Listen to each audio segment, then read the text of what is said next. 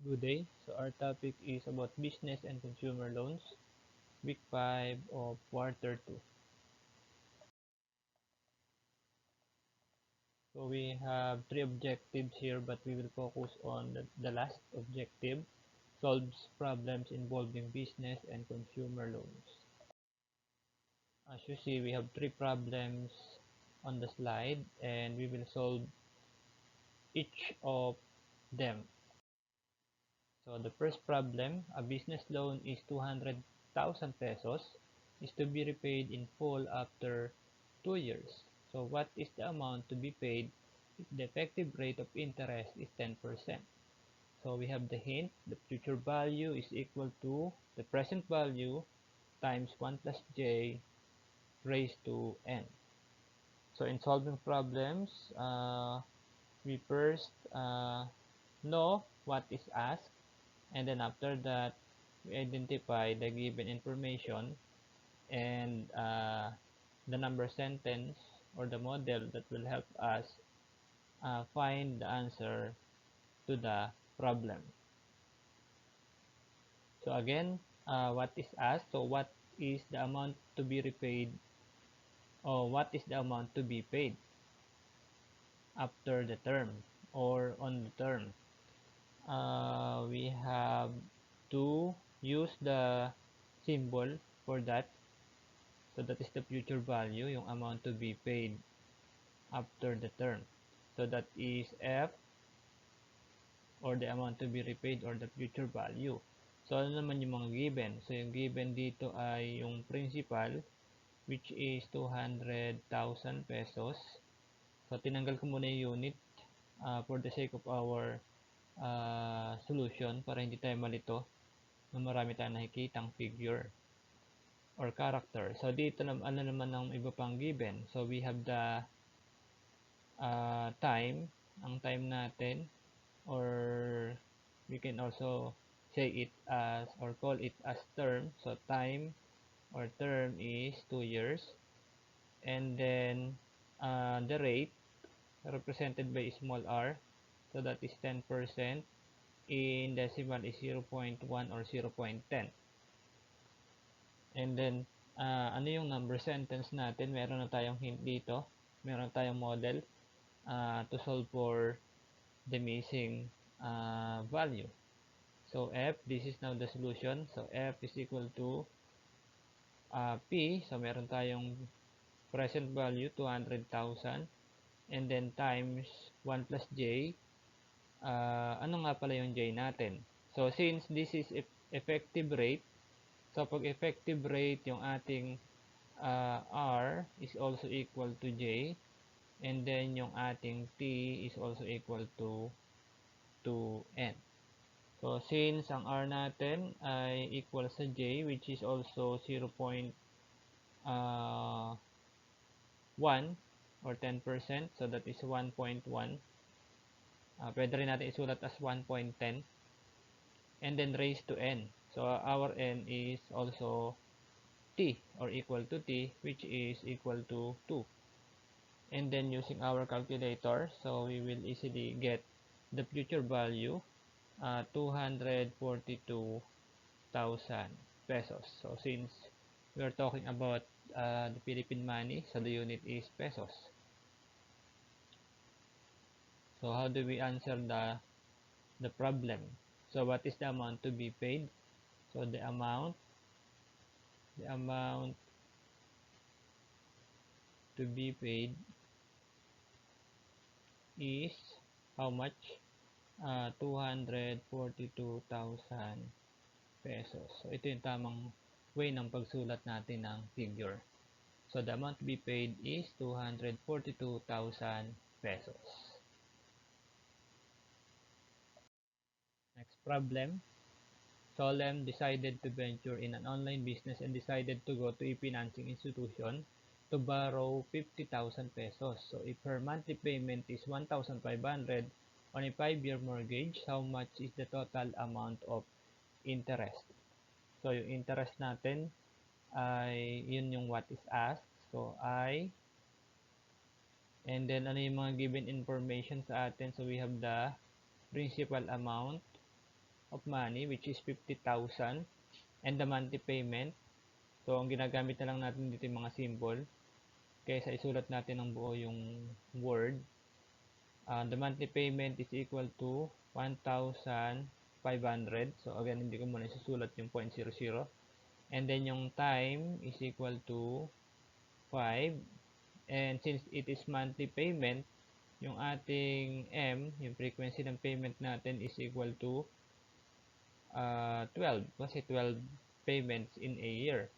So, masosolve natin yung N because it is the product of T at saka yung M, which is 5 times 12, and it is equal to 60. So, ngayon, doon sa ating mga natutunan sa simple and compound interest, that interest can be obtained by subtracting the future value and the present value. So, is there a way to find the present value? Since we already have our present value, may way ba para makuha yung future value? Kung ito yung given sa atin, walang ibinigay na rate. So, possible natin makuha kasi ang gagawin lang natin is to multiply yung monthly payment tapos ilang beses magbabayad ng ganong amount. So, magbabayad ng 60 times magbabayad. So, we will get 90,000 pesos. So, 90,000 pesos. So, since meron tayong F, meron tayong P, so we can now solve for I by following this number sentence. So, I is equal to 90,000, then minus 50,000, the principal, and then we will get 40,000. So, paano natin sasagutin yung problem ulit? How much is the total amount of money? The total amount of interest rather. So, the total amount of interest.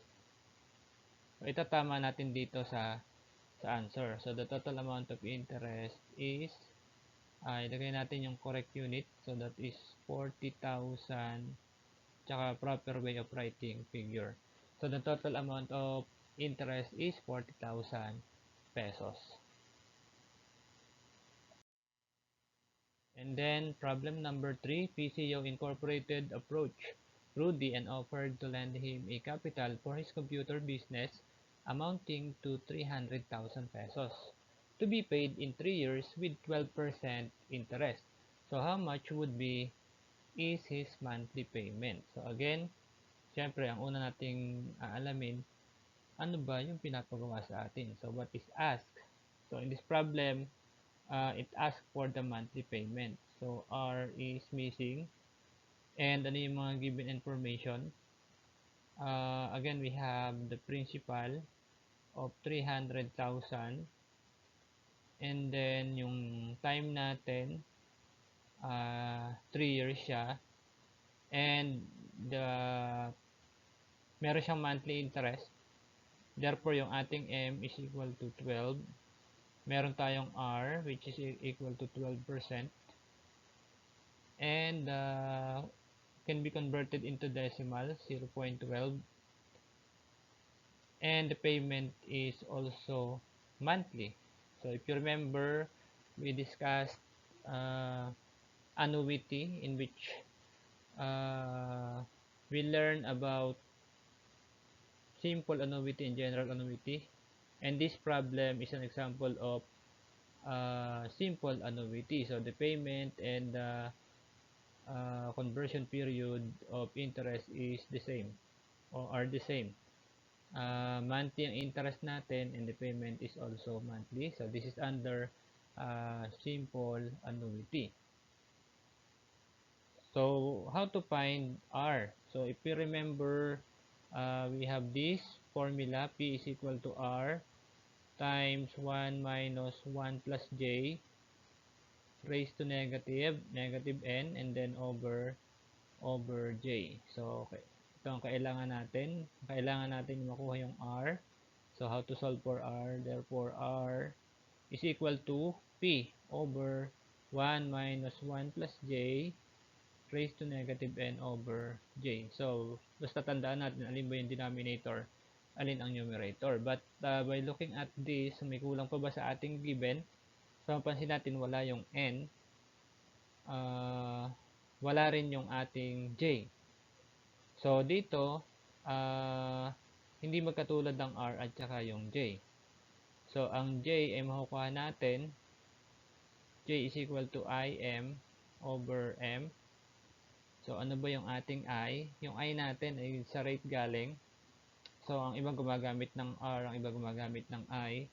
Therefore, so it is 0.12 divided by 12 and then we will get 0.01. So, our J here is 0.01. So, kompleto na ba? So, hindi pa rin. So, kulang pa rin tayo ng N. So, how many payment?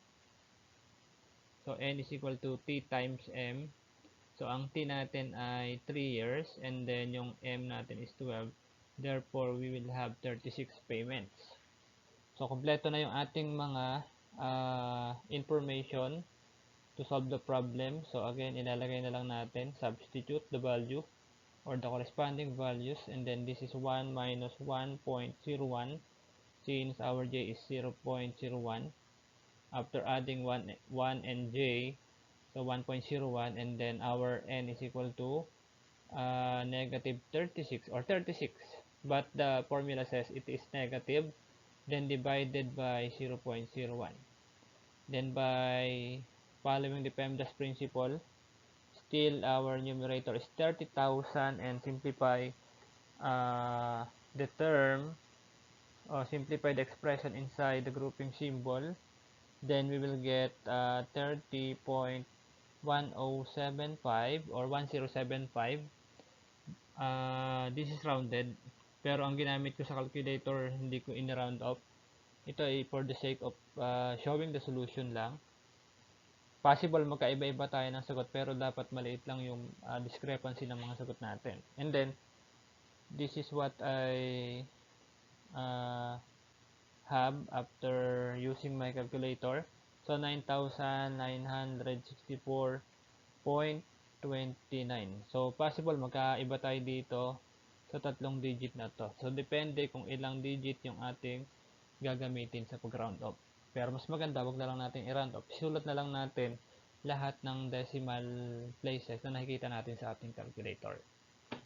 So mag-round off na lang tayo kapag nakuha na natin yung last answer natin. So, paano natin sagutin yung problem? How much would be his monthly payment? So, the monthly payment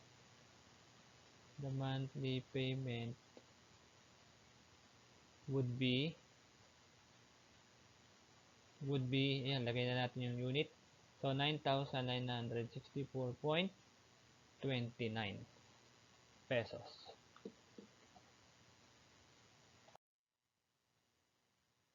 And we will be having a quiz to be accessed through our Google Classroom. Again, thank you for watching this video and God bless everyone.